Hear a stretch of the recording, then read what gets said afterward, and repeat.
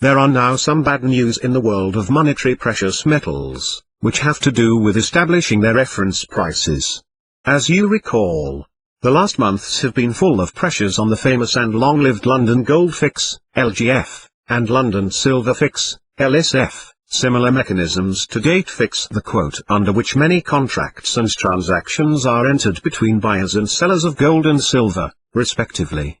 These pressures are due to investigations launched regulators like the Financial Conduct Authority UK, FCA, for its acronym in English, or German BaFin, and have completed the voluntary shutdown of LSF from 14 August, with speculation that the LGF suffer the same fate and a fine on Barclays to manipulate the gold market. Well, the most recent information confirms our fears.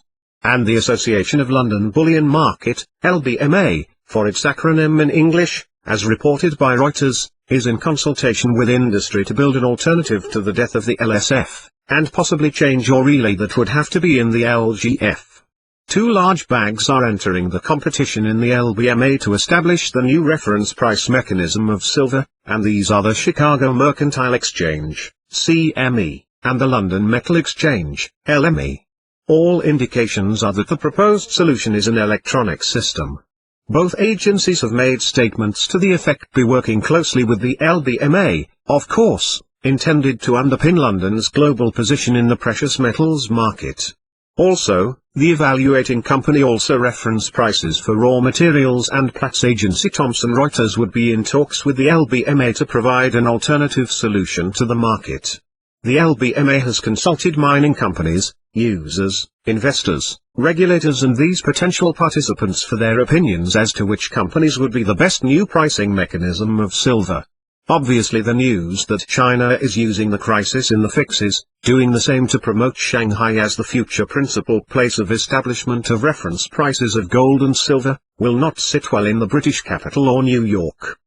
Beyond that, there is something that no one has said so far in letters. The action of regulatory authorities on fixes was launched on a large scale for the sole purpose of offering sacrifice one or two visible heads in private financial sector, promote reform and then say to investors, do not worry, everything is fine now.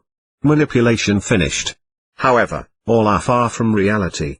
In fact, this official attack on LGF and LSF is not more than a mere confiscation of benchmark prices of precious metals on behalf of the real manipulators.